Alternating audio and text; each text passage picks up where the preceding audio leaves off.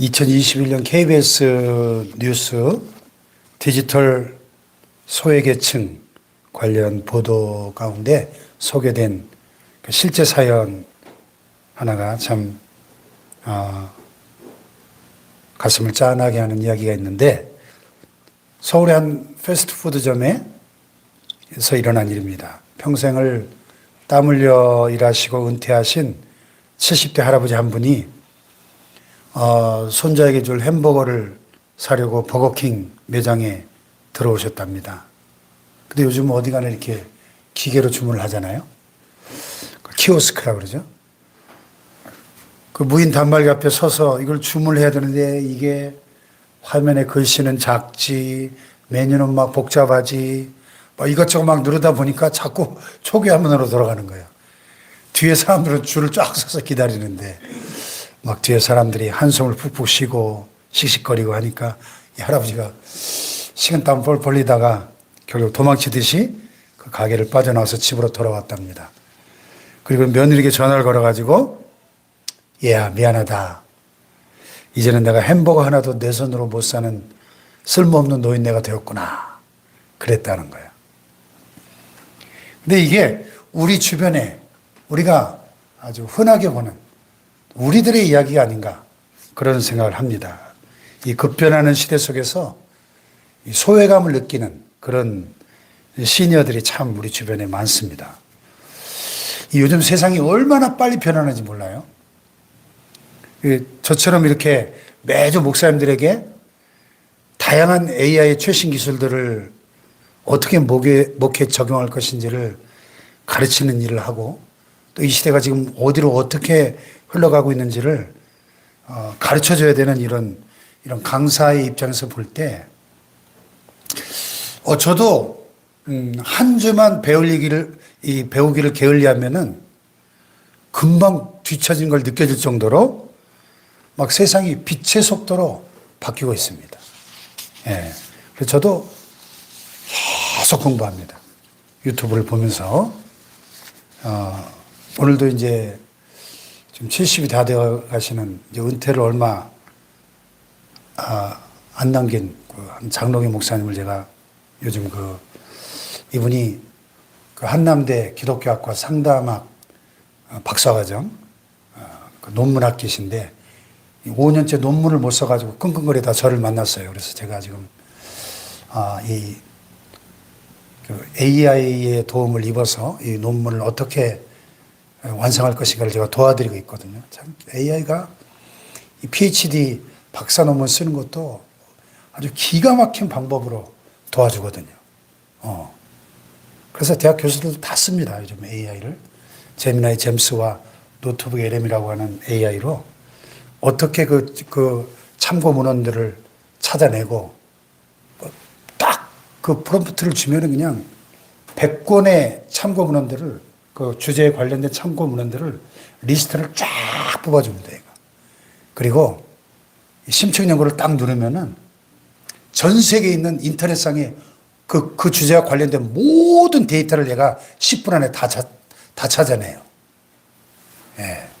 그리고 유튜브에 얼마나 엄청난 동영상들이 올라와 있습니까? 유튜브에 뭐 안 올라와 있는 주제가 없잖아요. 그것도 딱 그 키워드만 치면요. 그게 뭐 50개가 됐든 100개가 됐든 다 찾아내가지고 이걸 업로드를 해준다니까요.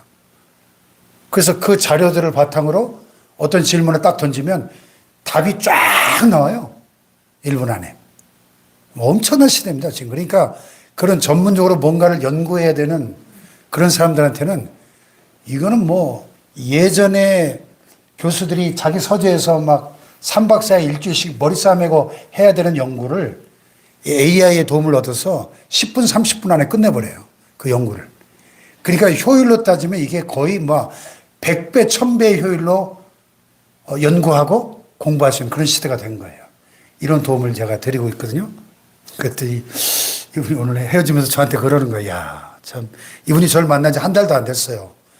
제가 한 3, 4주째 이렇게 도와드리고 있는데, 목사님 덕분에 제가 챗GPT는 좀 써봤지만은 뭐 제미나이도 처음 들어보고 뭐 노트북 에런도 처음 들어보고 무슨 나노바나나가 뭔지도 처음 들어보고, 심지어는 뭐 이분은 카톡으로 무슨 자료를 보내면 카톡의 자료를 여기다 어떻게 다운로드 받는지도 모르는 그런 컴맹이셔요. 그래서 제가 하나하나 지금 ABC부터 다 알려드리면서 이렇게 지도를 하거든요. 참 고맙다고. 근데 이제 제가 이렇게 지금 11년째 이렇게 목사님들을 가르치는 사역을 하다 보니까 대부분이 뭐 젊은 50대는 젊은 분들이고 다 뭐 제 또래나 저보다 나이 많은 분들, 60, 70대 목사님들을 이렇게 가르치다 보니까 뭐 그런 얘기를 뭐 수도 없이 듣죠. 예, 수도 없이. 뭐 하물며 뭐 우리 일반 성도님들 이제 뭐 우리는 이제 목회를 해야 되니까 목회에 이거를 좀 적용을 하려고 보니까 이렇게 막 배우느라고들 열심히신데 평생을 그냥 먹고 사느라 자식들 뒷바라지하고 청춘을 다 바쳤는데 이 세상이 그냥 너무 변해 있어가지고 야 나는 이제 너무 뒤처져서 쓸모가 없는 존재가 아닌가 막 이런 그 소외감 때문에 좌절되고 그런 분들이 주변에 참 많죠. 마치 오늘 본문에 우리가 방금 읽었던 이 제 11시에 부름받은 오후 5시 11시 오후 5시거든요. 오후 5시가 되도록 아무도 불러주질 않아가지고 그 텅 빈 인력시장 한 구통에 쭈그리고 앉아가지고 있었던 이 품꾼들처럼 참 그런 이 세상의 계산기로 두들겨 보면은 이미 저물어가는 오후 5시의 인생들이 우리 주변에 너무 많은 거예요. 하지만 오늘 본문에서 예수님은 전혀 다른 셈법을 우리에게 보여주고 계세요.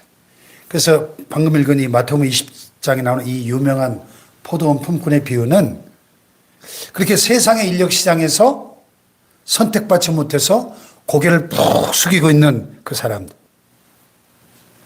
그리고 평생을 땀 흘려 일해왔지만은 뭔가 억울하고 허탈한 마음을 감출 길 없는 우리 주변에 많은 그 6070 시니어들을 향한 우리 주님의 참 따뜻하면서도 그러면서도 예리한 그런 메시지가 담겨 있어요.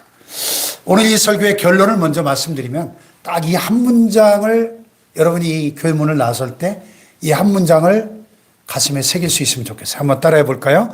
천국의 셈법은 우리의 계산기가 아니라 십자가의 저울로 다는 것입니다. 아멘. 아멘. 다시 한번 해볼까요? 천국의 셈법은 우리의 계산기가 아니라 십자가의 저울로 다는 것입니다. 아멘입니까? 아멘. 네. 그 설교 끝났어요. 네, 결론이에요. 자, 여기 1절에 보면요. 천국은 마치 뭐 같다고요? 품꾼을 얻어 포도원에 들여보내려고 이른 아침에 나간 집주인과 같다 그랬어요. 주 1세기 예수님 당시에 이 이스라엘은 이제 가을에 우기가 시작되는데 6개월간의 가을, 겨울 긴 우기가 시작되기 직전에 이 포도를 빨리 수확해야만 했어요. 왜냐하면 비를 맞으면 포도가 다 상해버리기 때문에 이 주인이 마음이 급한 거죠. 일손이 너무 다급한 거예요.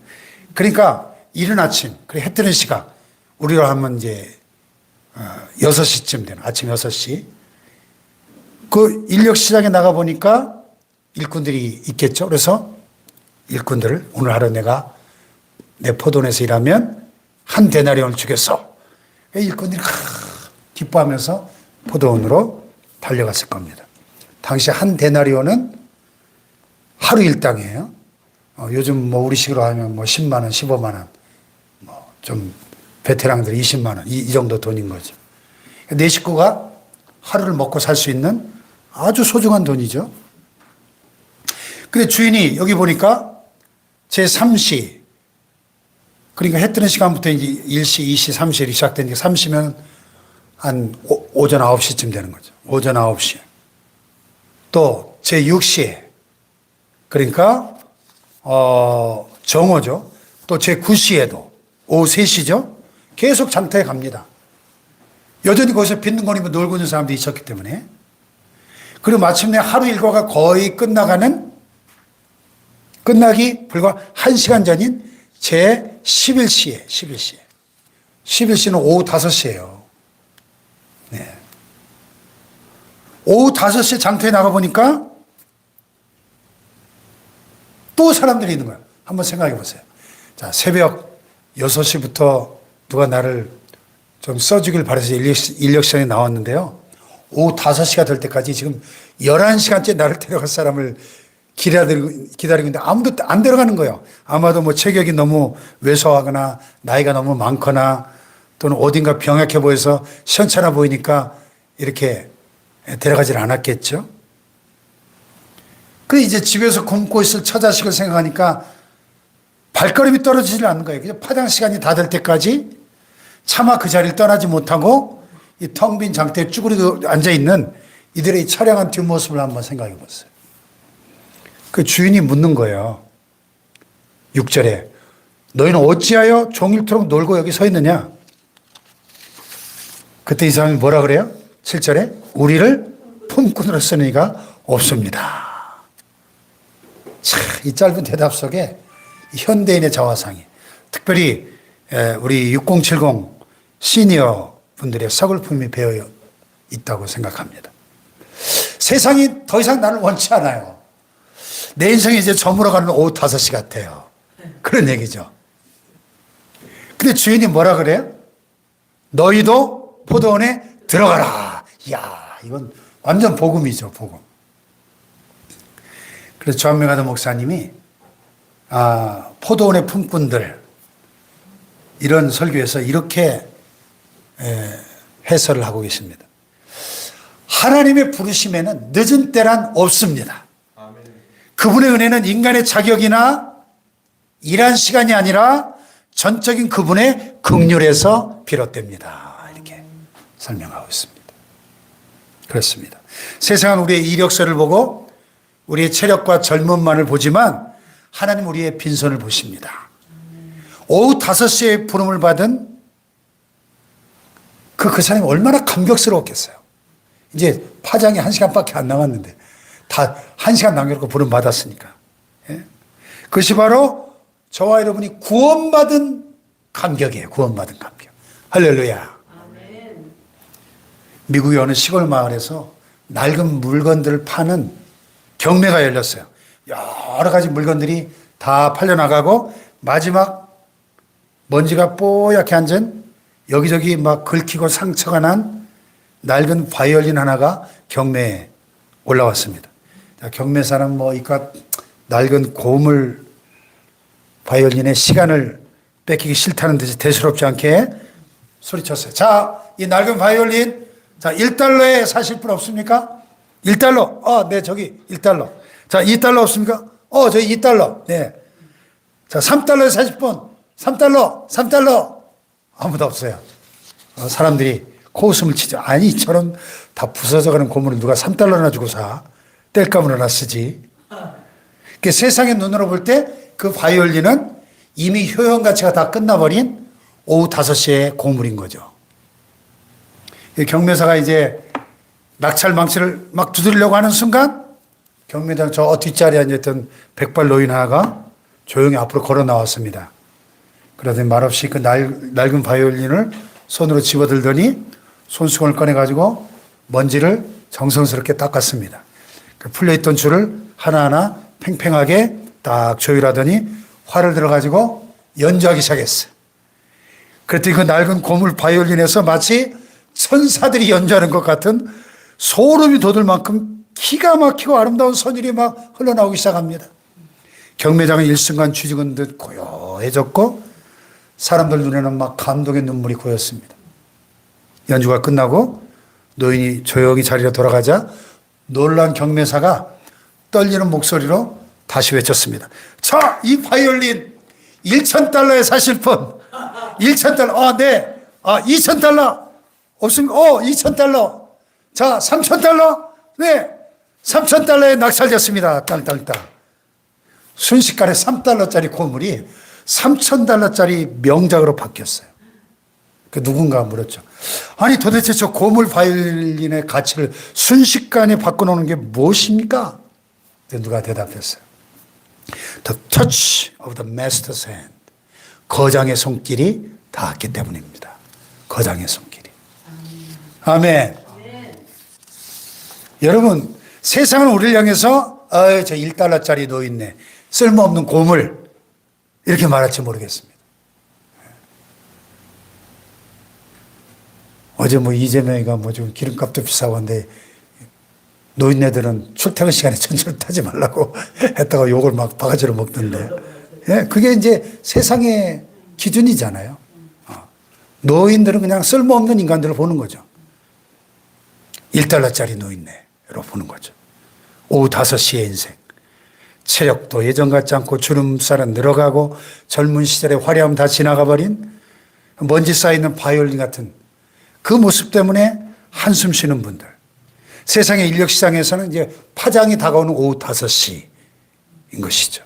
그런데 우리의 거장이 되시는 예수 그리스도께서 우리 삶에 찾아오시면 이야기가 완전히 달라지는 거예요. 주님은 우리의 이 주름살과 낡은 과거를 보지 않으시고 십자가의 은혜로 우리의 먼지를 다 닦아내시고 성령의 손길로 우리의 이 끊어진 마음의 줄을 다시 조율하십니다.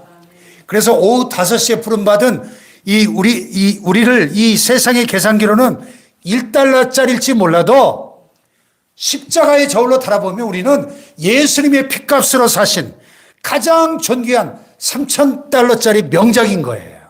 아멘. 할렐루야. 아멘. 나를 부르시고 만져주시는 그 거장의 손길이 그 주님의 절대적인 은혜에 감사하면서 찬양하는 저와 여러분이 되시기를 축복합니다. 여러분.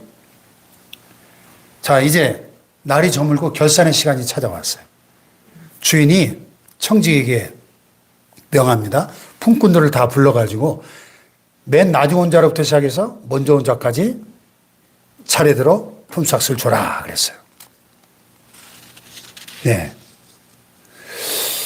그래가지고 제일 나중에 온 11시 온 오후 5시 온 자부터 주는데 놀랍게도 얼마를 줘요? 한 대련을 줘, 한 대련이요. 야, 그때 이 새벽 6시부터 와가지고 하루 종일 떼약볕을 견디며 일했던 사람의 이 머릿속에서 계산기가 막 돌아가기 시작했죠. 1시간밖에 일 안 한 사람한테 한 대나리 10만 원을 주네? 야, 그러면 12시간 일한 나는 최소한 얼마?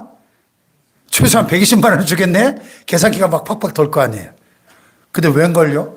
오후 3시에 온 사람도 한 대나리요. 정오에 온 사람도 한 대나리요. 오전 9시에 온 사람도 한 대나리요. 아침 6시에 온 사람도 한 대나리를 주는 거 똑같이. 그러니까 이 사람들이 불평하겠죠. 아니, 나중 온 이 사람들 1시간밖에 안 일했는데 나는 하루 종일 12시간 일했는데 하루 종일 수고와 더위를 견딘 우리가 똑같이 주는 게 이게 말이 돼요? 형평성이 맞습니까 이게? 당연히 따질만 하잖아요. 예? 근데 주인이 15절에서 무서운 말씀을 합니다. 15절 보세요. 시작. 주인이 그중에 한 사람에게 대답하여 이르되 15절. 내 것을 가지고 내 뜻대로 할 것이 아니냐 내가 사망으로 너가 하게 보느냐. 예. 그래요 안 그래요?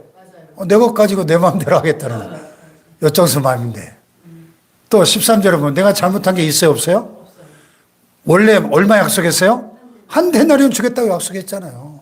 약속한 대로 줬는데 왜 불평하느냐 그 얘기인데 여기서 15절에 내가 선함으로 네가 악하게 보느냐 이 원어에 보면요 옵달모스스 포니로스 에스틴이라는 헬라어를 직역을 하면요 네 눈이 악하냐 이런 뜻이에요. 네 눈이 악하냐? 유대 문화에서 이 악한 눈은 다른 사람에게 베풀어지는 호의나 축복을 시기하고 질투하는 마음을 가리켜요. 자, 이 새벽 6시에 왔던 일꾼의 문제가 뭐예요? 주인이 약속을 어겼어요? 안 어겼어요? 안 어겼어요? 처음 약속한 대로 한 데나리온을 정확히 주었습니다. 그럼 이 사람들의 진짜 문제는 뭡니까? 비교의식, 공로의식인 거죠. 비교의식과 공로의식. 내가 쟤보다 교회를 훨씬 더 오래 다녔는데, 내가 쟤보다 헌금을 훨씬 더 많이 했는데, 내가 직분을 훨씬 더 일찍 받았는데, 이런 거죠. 척수인돌 목사님이 은혜의 각성이라는 책에서 이렇게 말하고 있어요. 은혜란 우리가 전혀 받을 자격이 없는 것을 거저받는 것입니다. 근데 사람들은 은혜로 구원받고 나서는 금세 율법과 공로의 계산기를 꺼내듭니다. 그랬어요. 그렇죠. 그래서 오카는 목사님도 생전에 제자 훈련하시면서 늘 이렇게 외치셨어요. 교회 안에서 가장 무서운 병이 무엇인지 아십니까? 바로 내가 이만큼 헌신했다는 보상심리입니다. 십자가의 은혜 앞에서는 누구도 자신의 공로를 주장할 수 없습니다. 그랬어요. 그렇잖아요. 참 이상하게도 우리는 그 놀라운 은혜로 구원을 받아놓고는 시간이 지나면 어느새 우리 손에는 십자가 대신에 계산기가 들려있는 거예요. 내가 명색이 안수입사인데, 내가 장로인데, 권사인데, 11조를 얼마나 했는데, 이러면서 남들과 나를 비교하기 시작합니다. 이게 뭐예요? 나의 나의 공로가, 비교의식과 공로의식이 나를 지배해버린 거죠. 이게 바로 지금 주인이 이야기하는 악한 눈이에요, 악한 눈. 이런 우리의 부끄러운 모습을 꼬집는 재미있는 이야기가 있어요. 어느 한 장로님이 돌아가셔가지고 천국문 앞에 딱 섰어요. 베드로 사도가 입구에서 서류를 딱 들고 서서 이렇게 말합니다. 자, 천국에 들어오려면은요, 커트라인이 딱 100점입니다. 100점. 살아생전에 하신 일을 말씀해 주시면은 제가 점수를 매겨드리겠습니다. 그 장로님 속으로 쾌재를 불렀어요. 야, 내가 우리 교회에서 한 일이 얼만데? 100점? 금방 채우지. 그리고 자신 있게 말합니다. 베드로님, 저는 한 교회에서 30년간 장로로 심호하면서 건축공도 제일 많이 했고 주일 성수 11조 한 번도 안 빠졌습니다. 그때 베드로가 고개를 끄덕끄덕하면서 장부에 적습니다. 좋습니다. 1점 드리겠습니다. 장로님이 기가 막혀서 그게 1점밖에 안 된다고요? 좋아요. 그럼 저는 평생 새벽 기도를 한 번도 안 빠졌습니다. 그리고 성경을 50독이나 했습니다. 베드로가 또 적어요. 평생 새벽 기도 안 빠지고 성경 50.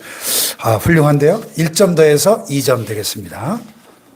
당황한 장로님이 식은땀을 흘리면서 평생 자기가 구제한 거, 또 단기 선교 다녀온 거, 또 전도한 사람들 숫자까지 막 다 끌어댔는데 겨우 4점밖에 안 되는 거예요. 4점.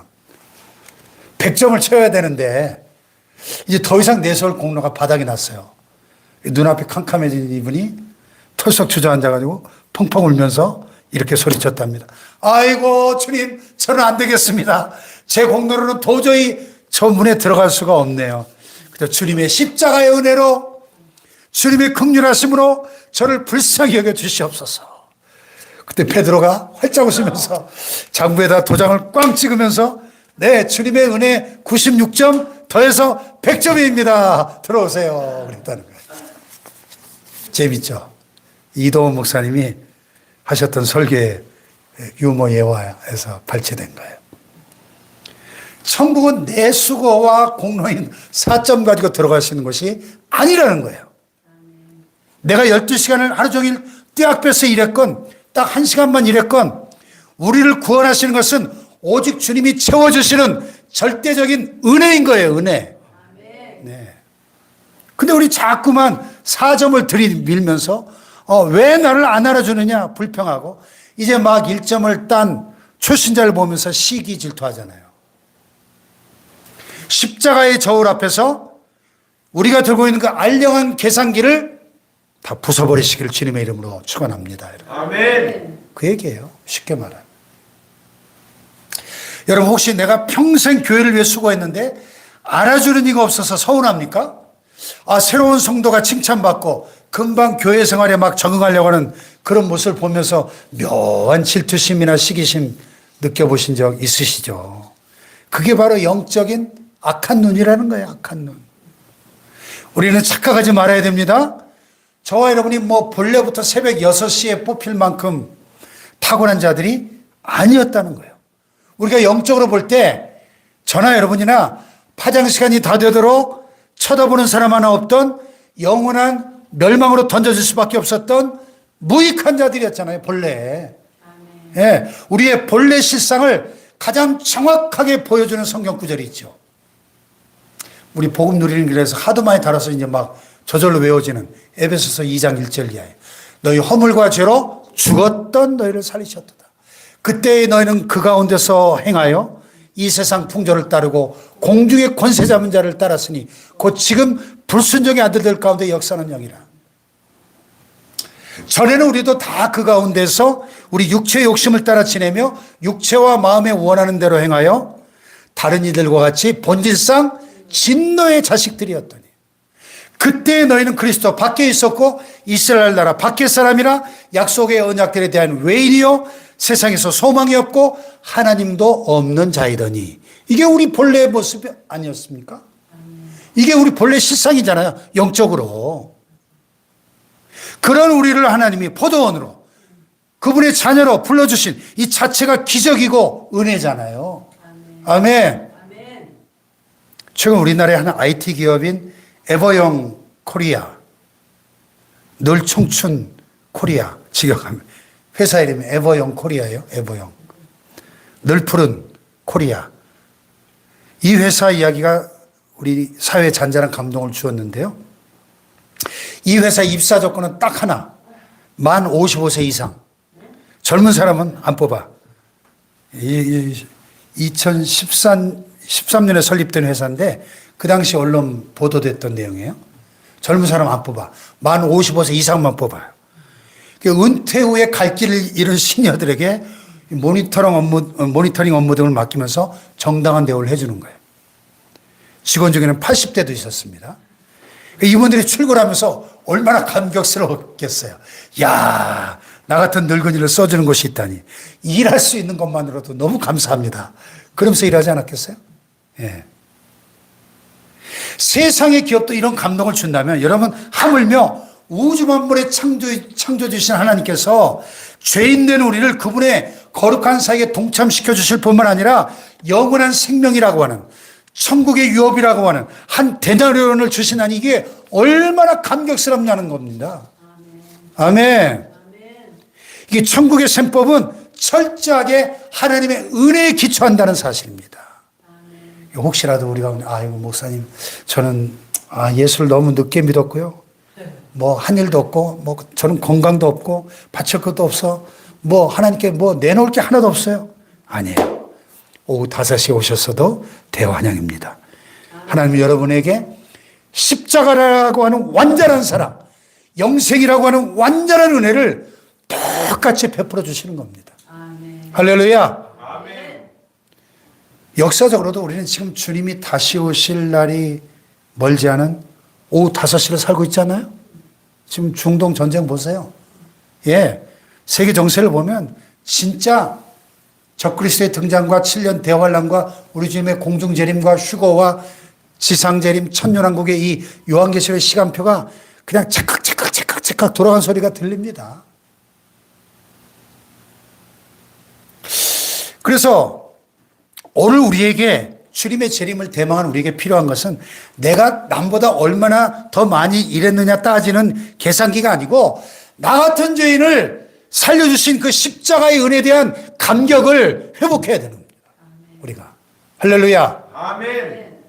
그래서 오늘 제가 그 첫 번째 오랜만에 그 찬양 부른 거예요. 주님 나를 부르셨으니 주님 나를 구원했으니 이 감격이 회복되기를 축복합니다, 여러분. 아멘. 그래서 우리 남은 생에 우리가 참 은퇴 후의 쓸쓸함이나 또 다른 사람하고 비교하는 이 억울한 감정들 이런 것들 비교 의식들 내 어떤 그 알량한 자존심 공로의식 십자가 앞에 다 내려놓으시기를 축복합니다. 아멘. 나를 불러주신 그 벅찬 은혜를 찬양하면서 오늘 내게 주어진 삶의 자리에서 기쁨으로 주님의 포도원을 가꾸어가는 우리 모두가 될 수 있기를 주님의 이름으로 축원합니다.